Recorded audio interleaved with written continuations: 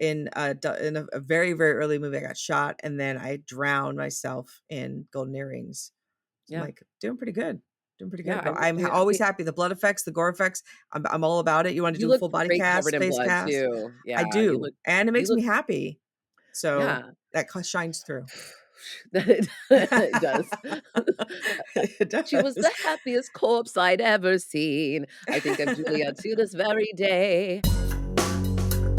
Welcome to Horror Movie Survival Guide, Disco Citizens, the podcast where gorehounds And best friends, Terry Gamble, and Julia Marchesi break down a different horror movie each week, exploring a multitude of genres, subgenres, and subgenres, classic and cult, international, and underground flicks alike, determining which films are the goriest, and offering up horror movie survival guide tips to help you stay alive.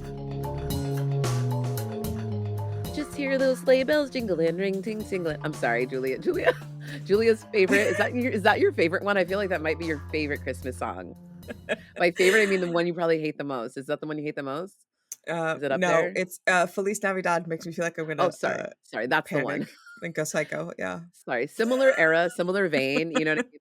Though? Like, Yeah. because I think of like Johnny Mathis, like Sleigh Ride is like, that's my golden nugget. Like that to me, especially even just done with like an orchestra, because I feel like it just takes me back to the high school like band, and the person who got to do Mhm. the slap for like the freaking like the Oh giddy up. yeah, that's Waiting the for the whole time. He's like waiting there with his little slap thing, like, yeah. okay, I'm in the percussion section. Mhm. I'm ready to do this. Kadacha! Ah! And you're just like, way to Yeah, go, very guy. satisfying.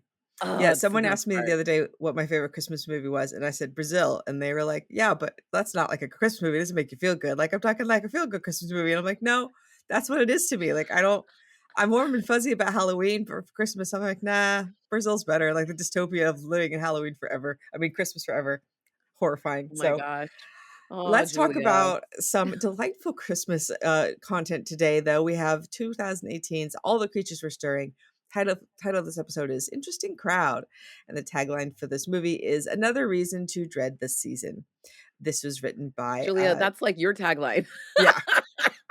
Sorry. For the holiday Uh, season. and Oh, people are no. just like, oh, she just needs little Christmas magic. I'm like, no, fuck off with the Christmas Oh my magic. I don't god. want it. I don't want it. That's like the worst when people are like, "We just have to push this on them." And I'm like, "No, like, there's a No. reason, like, there's a reason for the season that people don't want it." No, there's Yeah, it like, really watching if you forced me to watch Hallmark movies, like, I would just turn me into a madman, like, I don't know how I could do it. It would just make me oh, angry. I don't oh. know.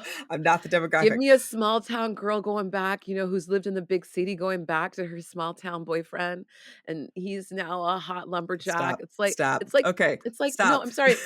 I'm just saying, it's just I think it's comedy. I mean, obviously, we have a lot of friends who work in both of these worlds, so we gotta give a little bit of shout out to, like, our friends Of like Michael course. Arati who write this kind of stuff too, which is just incredible. There is something about it absolutely not being it's absolute fiction, because 9 times out of 10, you go back and that guy is, not doing well. So I think there's something about, rewriting, people wanna rewrite that part of their lives. Anyway, Julia, Speaking of it's fine. writers, writer for these movies is we got Morgan Peter Brown, David Ian McKendry, Rebekah McKendry, and Joe Wicker. We have talked to Rebecca on the show. You can go Yes. back and listen to our incredible interview with About her. Giallo, which is Yeah. kind of perfect because it's Giallo days right now. Yes, yes, yes. Exactly. So this is a horror anthology, which we also always love. And we always love when Graham Skipper shows up and I go, yay, Graham From the Skipper. top, right at the top. I was like, "Oh, sweet baby face Graham Skipper at the top." And he's adorable, and they're doing a thing that I love, going to see some theater in Los Angeles. I, I gotta tell you, if a boy wanted to go see some experimental theater with me on a first date, I'd be pretty stoked. I'd be like, all right, that's an Oh, yeah. original date. Let's go. And like this kind of thing where like you don't know what you're in for, and it is gonna be kind of weird, and that's kind of the fun of it. But then Yeah. it's not fun when it gets too weird. Right, but I've been to many of those shows, I feel like, Yeah. where you're like, "Wow." Yeah, anyway, I many, many theater moments, and some of my best friends I've made that way because we've also seen weird pieces of experimental theater, and it brings you closer because it gives you something Yeah. to freaking talk about, because when you get out of there, you're like, "Okay, let's break that down. What did we see? What happened?" But I also am obsessed with this as the wraparound. Yes. The theater piece. I'm obsessed with the lady. I want her red tie. I want everything that's, like, happening in this wraparound. I don't know, I just hit my little LA theater soul. So, Yeah. yeah. And it's so cool that both David and Rebekah McKendry got to write this together. And it's like writing something with someone you are close to is such a beautiful thing, and Someone that you directing things adore? together. Oh, Yeah, give we'll it have to to us. direct something together someday. Okay. Okay, so you know who else is going to show up? Jesse Merlin. Like it's just the Chase Williamson. Like you're giving me everybody I want in this movie. I'm like, yes, give them to me. It's I a want them all. cavalcade of delightful humans and stars. Hmm. So I love this. So we yeah, I love all the audience people too. Sorry, like everybody and like the play audience people of course Yeah. too are Chelsea Stardust and Sean Keller giving delightful stares to this couple. Yes. Sean's suit, shout out I to was gonna Sean's suit. say. I was gonna say. Damn. Okay, Sean, wherever you got that jacket, I'm gonna need to know because it is incredible. Um, Everybody's crazy about a sharp dressed Dress man. man. Yes, it's true. So, we also have, like I love this, we have the physical cards that are gonna, like, that are, like, the show cards. So you have this person who comes out for the show, to set up each act, basically, and they have, like, title card, our physical title cards, which I actually kind of thought was I was like, "That's brilliant." Instead of having to do, Mhm, like, digital title card or anything like that, I was like, "This is absolutely brilliant, actually." And so she walks out, drops the card, and we get our first one. The stockings were hung, or sorry, visions of sugar plums. So yes, so this is at a place called Camwave. It is an office party and an office gift exchange. No one looks happy to be there. Everyone feels like they're forced to be there. You you know, are. but here's the thing. Like a gift exchange is always at least a little exciting, right? Because like this you don't know what's going to be in the presents. It could be something cool. Actually, looking over to my right, I see the giant swatch that I actually won in a gift exchange at I my didn't know that's where dad's you got that. radio station. Yes, at KNPR, they used to do a. My dad started a radio station in Las Vegas, NPR, and they had a white elephant every year. And one year that was in there, and I was like, "Holy fucking shit!" Like I want it so bad, and it was actually so nice. His secretary, Cindy, who was delightful, she knew she was the very last person, and Hmm. somebody had taken it away from me, and she saw that I really, really wanted it, and so she used her last turn to give it to me, which is so See, nice. And that's I the think Christmas about spirit right there. That's I it. know. And that is what I mean. Like that kind of stuff, sure, that was from the heart, right? And I think about that every time I see that look at watch and I send her like love with my heart. So I feel like that's there. And but also there's just the commercialization of it that I hate, right? Like that Yeah. feeling of using kind, like how kind that was to do that for me. That's what Christmas is. But it's not the same songs over and over and shoving all this merchandise in my face. Like that's what I hate about it. Understood. So here we are at this party. Mm, People are basically, it's one of those things though too, where like they're required to be there, which is one of the worst things when you're required to yes. be at the party. That's what I'm talking about. Like that's why Yes. it's like kind of miserable. Where it's like we could already go home. It's like Christmas Eve essentially, but they want to keep you on the clock. Like it's one of those things where it's like that again, the bane of capitalism for the holidays. That's kind of one of those things where you end up at like this Right. holiday party like this for work, where you're like, I don't necessarily want to be here. I'd rather be home with my family, but there is this gift exchange. So there is a little excitement of that. So, of course, one of the guys forgets and he grabs some crap from his desk, to put in the exchange, like wraps it with some like office paper, just horribly. So they scramble to get in the office, but Suzanne is excited. She's obviously the one who's probably the ringleader for the Hmm. exchange itself, and she's so pumped. And so they start exchanging their presents. The first person opens up something from Suzanne. She makes her own balsamic vinegar at home.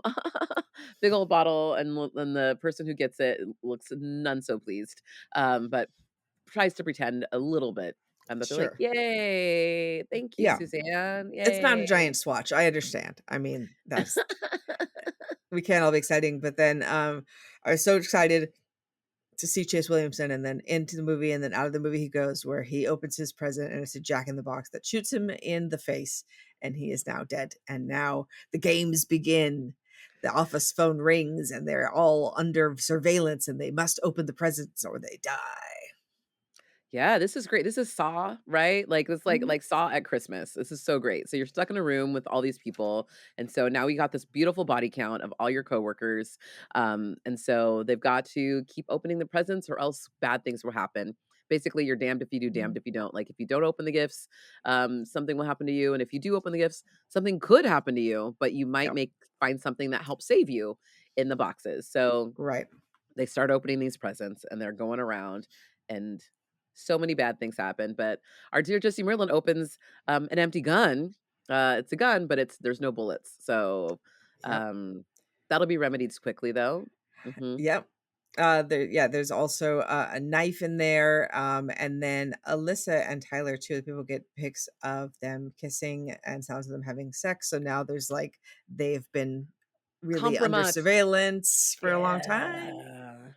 So lots of work secrets are coming out essentially, like where like someone's talking crap about someone else's work ethic and how they might have to fire them, and they're hearing that right now, Hmm. and so there's all kinds of just sad things happening between each one of them.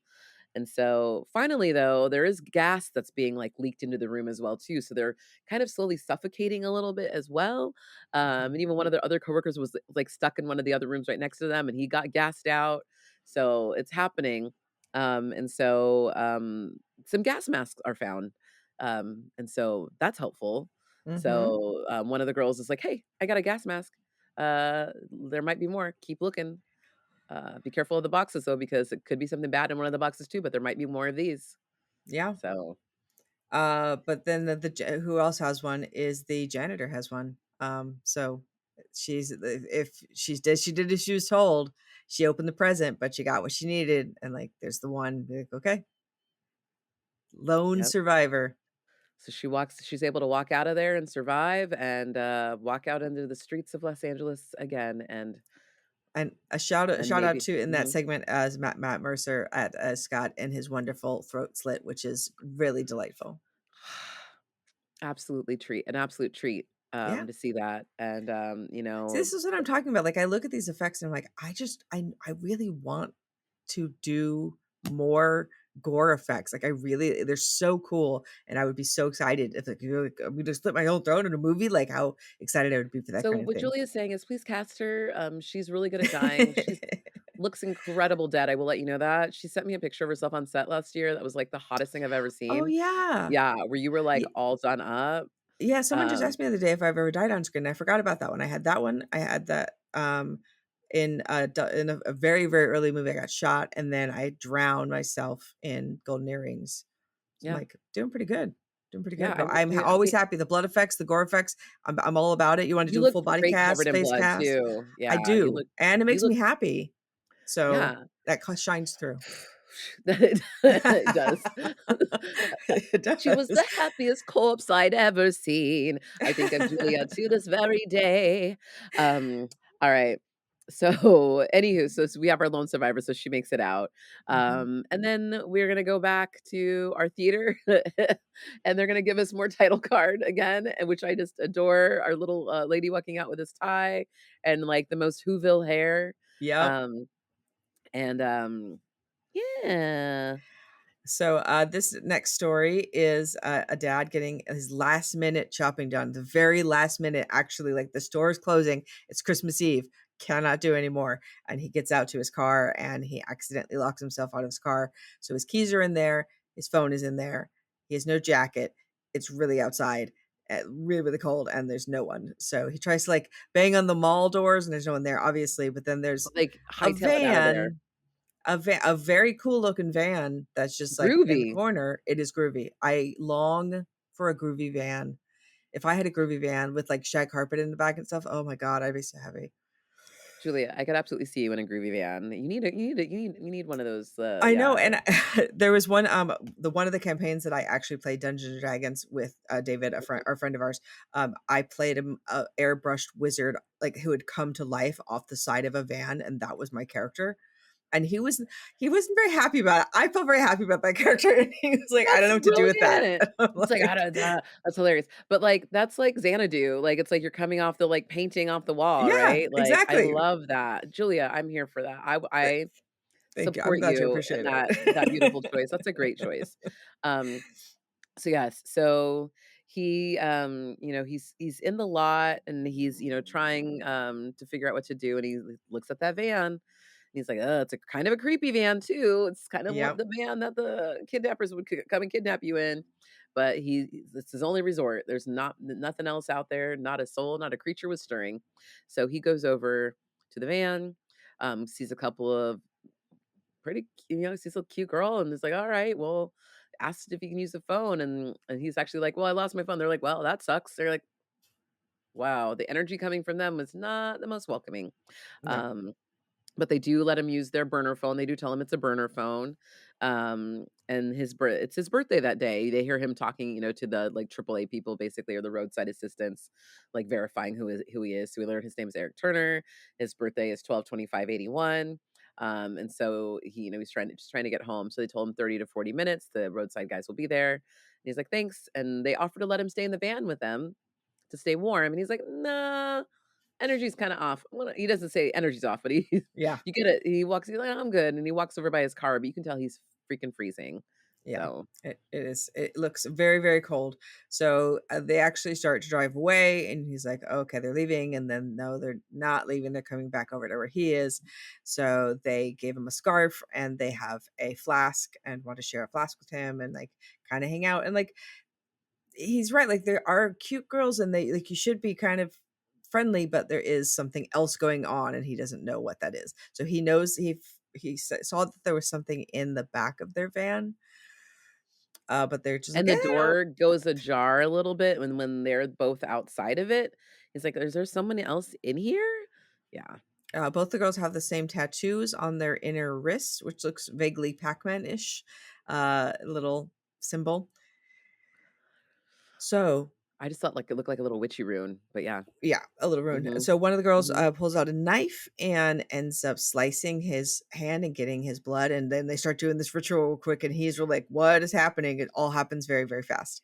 Oh, yeah, they're saying words real fast under their breath, and, like, he's like, "What? What?"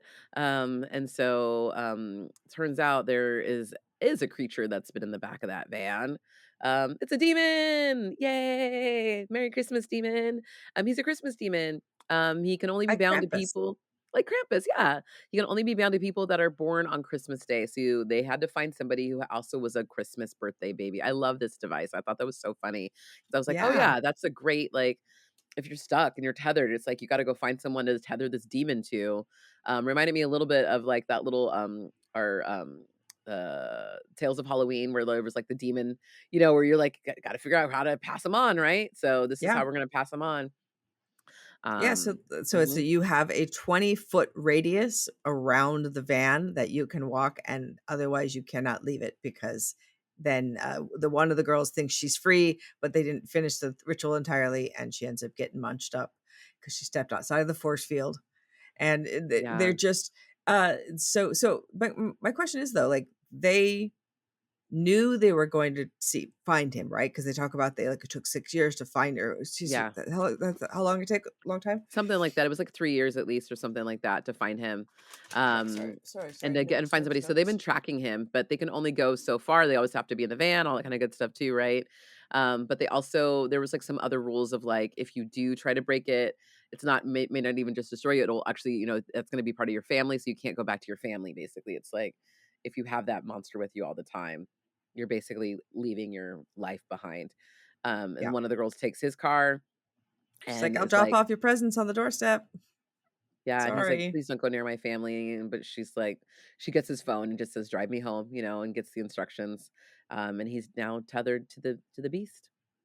I think that this is, a lot I think, I would like to see more of this one. I think, like, what a fun idea to have this van that at first sight you're like, "Oh, the van's rad," and they're like, "Oh, no, this van is cursed. You cannot leave, like, this van ever," and that's it becomes a whole different thing, and I was like, "That's a really fun one." So I really enjoyed this segment. I thought it was a cool idea.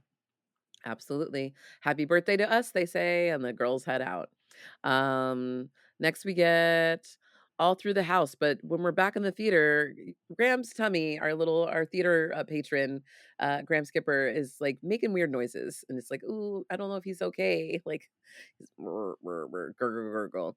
Um, but then we get some beautiful Christmas light dancing, like, experimental dancing. I love this. I'm Mhm. wearing my Christmas light shirt. Oh my god. These are Oh, Christmas lights on wow. my, oh my gosh, yes, yes, my Christmas lights, a holiday shirt. For those of you watching on the YouTube, you get to see my beautiful shirt. Um, and so, yes. And then we cut to a guy, watching, late night TV commercials, and this is our Scrooge segment, if you will, coming up. Mhm. That is super, super fun. Yes, a gentleman who wants nothing to do with Christmas, and his neighbor with the stupid sweater comes over and is trying to ask for money for his kid for Christmas donations, and he doesn't want to do it. And he's also like, "Why did you not send your kid over if it's his thing? Why are you doing it?" Which valid. And he was just, Clearly, but no, everyone's no scared of that Christmas. guy. Yeah, He didn't send the kid because everyone's probably scared of this guy. You're probably such a jerk, and everyone knows, but we're trying to break through. Um, yeah, and he so has his lady friend that he calls on Christmas Eve and is like, "Hey," and she's like, "I'm in the kitchen with my mother. This is like the least sexy thing of all time. Why tries to don't you just booty come on call. over?" Like, just not the vibe today, my friend. Christmas booty call for a girl with her family? Nah, nah, nah, that's when you stop.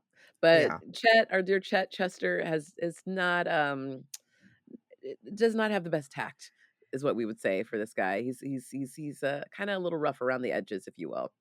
And so but he keeps trying to flip through the channels on his TV as he's in between doing these things, and it seems like it keeps getting stuck on the same station, and the chyrons keep saying things to him that are directly to him as the audience realizes, and he's not really quite caught on yet, but eventually he kinda starts looking at wondering what's going on with this. And And so so mhm, much fun, like, to have mhm, this whole thing of, like, a conversation back and forth between him and the TV.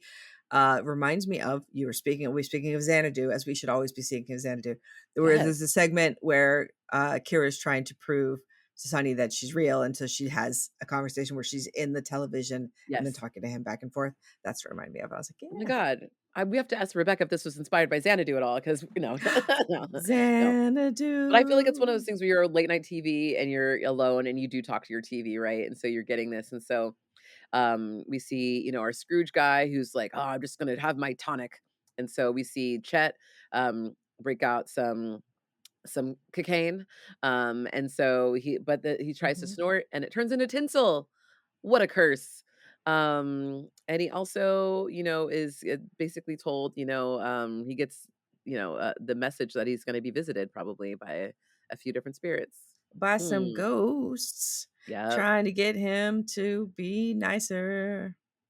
So he goes into the past, Yeah. and all of a sudden he's playing his dad and he plays his younger self, which I think is also delightful because aren't we all kind of our dads and our younger selves all at the same time? Mhm. And so you can see he's being asked to sing on command for the family, for the grandparents, and he does not want to be on the spot like that. He does not want to sing Christmas carols to them, and they are like, "You must sing for grandma. Sing. Come on, little Chet. Come on, little Chester. Sing to us." And Mhm. it's like, oh, he's like, "No, no, no, no, no. No, no, thank you." So then So he he sees snaps a little back bit of his to real Christmas life trauma. and Mm. goes into the mirror and starts talking to himself in the mirror. And actually, his mirror self is talking back. It's not. It's a Yeah. conversation. There's two of them.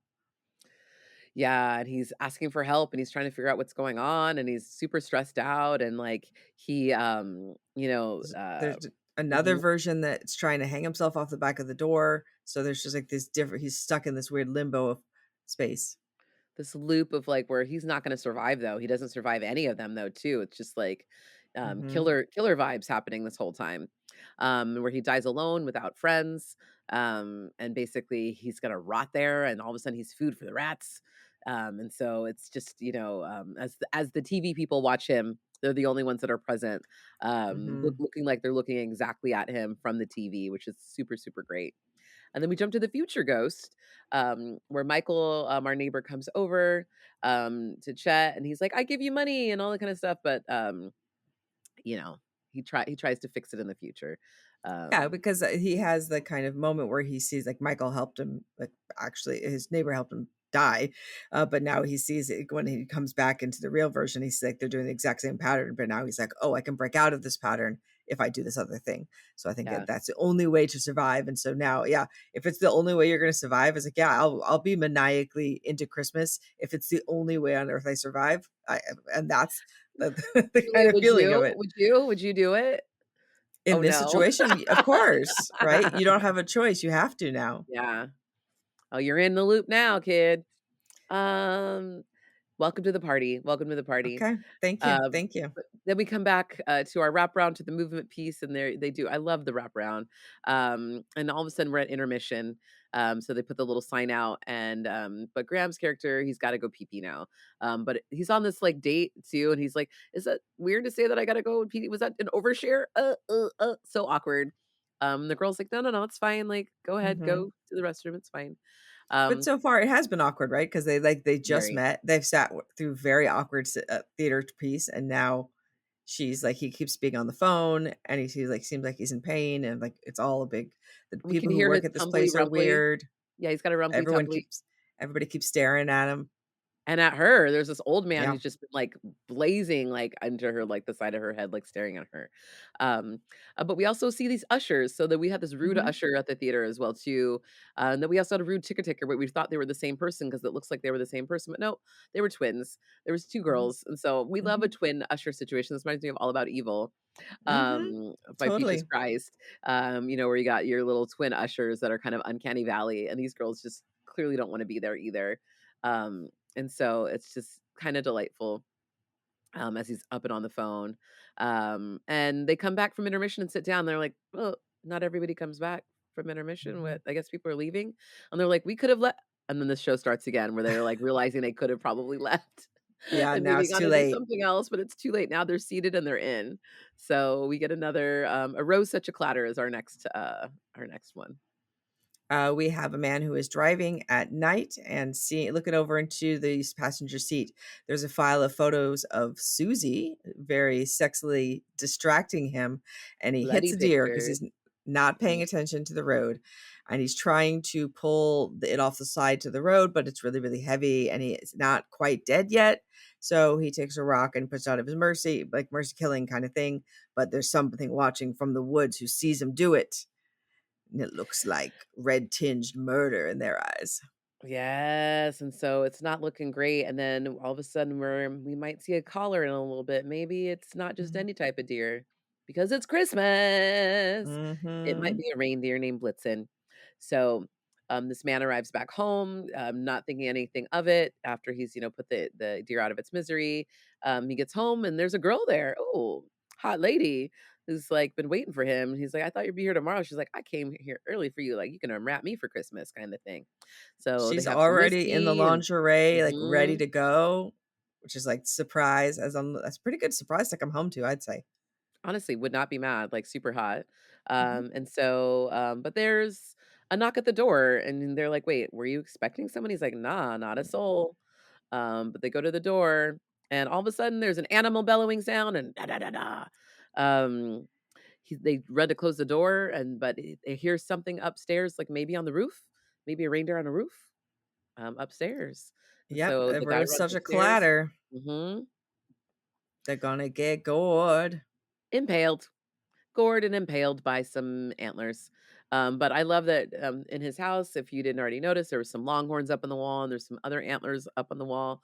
So he has maybe this guy's a hunter Mm. and has dealt with, animals, and maybe he's got a history, and maybe that's why this is coming back to him.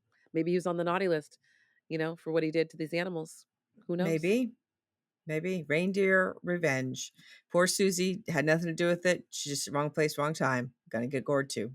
And I do love this Alright. c stage wraparound for this one because they have, like, ribbons coming off of, like, an antler head. Each time they basically recreate what we've just seen in the short, but it's just, like, a really avant-garde weird theater version of it, and it just makes me delighted every time. I love Uncanny Valley, like, theater pieces. I do too, where it's just, black box, 2 Uh-huh. boxes, everyone's wearing black, it's just very minimalist.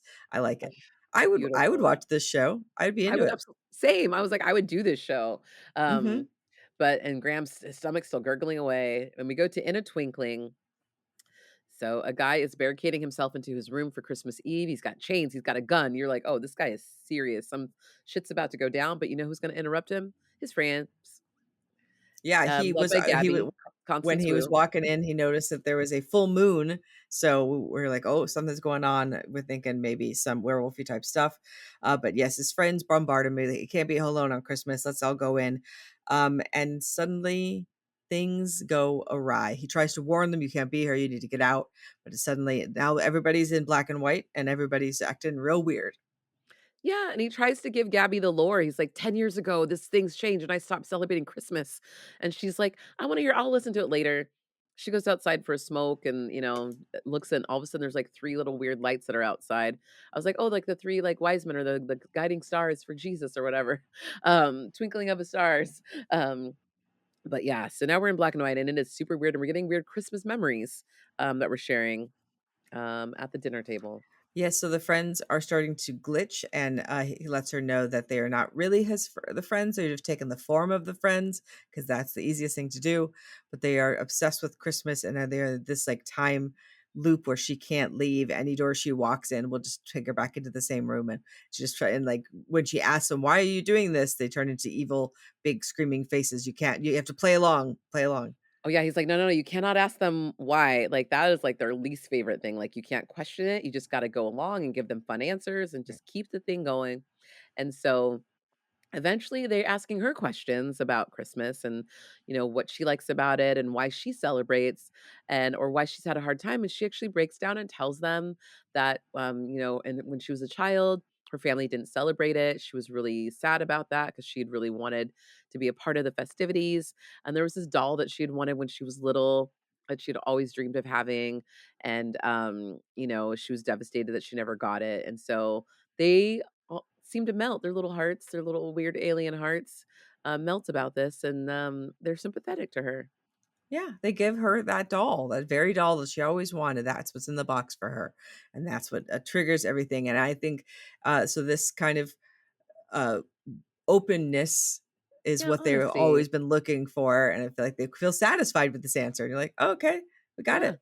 Good. This is what we wanted." Yeah, they're like, we it's basically I feel like a little bit of, like, kinda you're talking about the beginning of the show, Julia, people getting tasked with, like, figuring out why they like Christmas, like, why enjoy it or whatever, but it was like, "Oh, okay."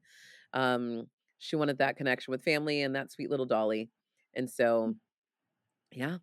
So they're able to be set free and the aliens leave and they leave them with a little decorated tree Mhm. that wasn't there before that has a little note like wishing them a Merry Christmas and hope you enjoy spending it together and enjoying it this time. And then she has their dolly and they have a little moment. It's very cute. Yeah. Yay. Okay, let's get to our the last card is "And to all a good night." Now we get to a place where Graham is looking very, very, very uncomfortable, and the theater actors are now doing their own dialogue, things they have said to each other and about to say to each other in a So it's very, the very creepy. meta-ness of them Mhm. performing you right in front of you, and you're like, wait, what? It's like going to the scariest improv show you've ever gone to, right? So, There was a yeah. time, this is such a random story, but I went to this concert down in the Pershing Square in downtown LA. That was like an R&B hip hop concert of like all the old school guys. It was really amazing. And I was dancing, and there was this woman who came over and started dancing with me, and she was mirroring what I was doing, right? And I was Mhm. like, "Oh, okay, she's mirroring." And then, like, after a while, I was like, "Okay, now you." And, like, she wouldn't stop mirroring me, and it went on for a very, very, very long time where I was like, "Okay, this is weirding me out now, like, please stop. I don't know what's happening." Oh, she was on a good drug. She was probably on some very good drugs, and, like, she was just like, "I'm gonna do whatever she's doing because I like her vibe." Like, I'm probably that's my guess. Yeah, yeah. Happens at the rave sometimes, you know? It's Oh my alright. god. All's well that ends well. Oh my But god, I'm glad you're okay, and I'm glad you but didn't if end you up with, like, start a weird performing stalker like that. yeah, but if you start performing someone back at them, like, immediately, I'm like, I don't know what this is." Yeah, usually, like, it's a give and take. You right, you right. Yeah, they're like, "We should take turns." Okay, so, they're doing their own dialogue. Graham has to leave the room, and the actor playing Graham on stage starts having a conversation on the phone where he's talking about how hungry he is, and he has to feed, and, I have and to now feed, not yeah, just like, it's, like, yes. really brutal. So his date is now in this theater pretty much by herself. There's a strange, laughing, red-faced man in the corner, and she realizes she's probably in some sort of danger now. And we also get when Graham, when he turns to her and, like, his little face goes, gets all fucked up, looks all demony, and looks Yeah. like he's about to eat her up, and it's like, monster up. Yeah. If this Yay. is all a big ploy in which he needs to get a girl to feed, you would feel like there are less complicated ways of going about it than sitting through an entire experimental show, but if that's the jam, I understand. Maybe you want some girl who's confused. Maybe that's the blood that tastes the Mm, best because okay, alright. yeah, I Ooze. don't Yeah, we know, haven't done that before, you where it's know? just a monster that feeds on confusion, and somebody goes, "Huh?" And then like, "Yeah." Right? Like, that's kind of hilarious. It's a little It just giallo-ish inspired, you know what I mean? Where it's like you're like but everyone's always a little confused in those movies, like, "I don't know what's yeah, happening," yeah. and then all of a sudden, that's when the killer can strike. I But don't it also know. kind of, like, opens the whole world, right? Because the killer could do fucking anything because it has to be random because you have to confuse Yeah, people, so that's kinda yeah. fun. It needs to be weirder and weirder. I'm into it like a real art house thing. Sold. Oh my god, I love it. Incredible. So So, how I mean, how do you how do we survive this movie? survive? It's hard to say because there's so many segments, but in the wraparound, I guess it's like if you really are feeling weird vibes from this theater and this date, then you go home. Leave the date at intermission. You can absolutely, take the off-ramp. I very rarely left a show during intermission. I've only left, like, 2 shows in my lifetime during intermission. Actually, I've left 1. There was one I Whoa. wanted to leave during intermission, but I didn't. Okay. Um, What yeah, was the one you did leave? I will not talk about it, but, Okay. we can talk about it off the internet and maybe for the Patreon if you want. Ooh. Nah, Gore factor. 1, not enough blood to fill a Dixie cup. 2, a puddle of blood. 3, run for the barf. Oh, sorry, not enough to gross out the average viewer. 4, a bathtub of blood, and 5 is run for the barf bag. This is a 5, run for the barf bag. We got a lot of good old blood straight up the top. We got Matt Mercer slitting his own little throat. I mean, there's a lot of fun stuff happening straight out of the gate. Delightful. Yes. For Chainsaw's movie ratings, 1, if you're desperate. 2, barely qualifies as a horror film. 3, seen worse and better. 4, not too shabby. 5, fantasticorical. This gets a 3.5 for me. It's so much fun. So many cool people. So I liked the wraparound a lot. I liked all the individual segments and they were all very different and very unique. And like, I feel like Christmas horror can get a little samey sometimes, and Oh, this yeah. is not that. And I was like, okay, this is going in a different way. Where like I don't feel like I've seen this kind of stuff before. It felt very original and very fun. I really enjoyed it. Yeah, a Christmas delight, if you will. Oh, yeah.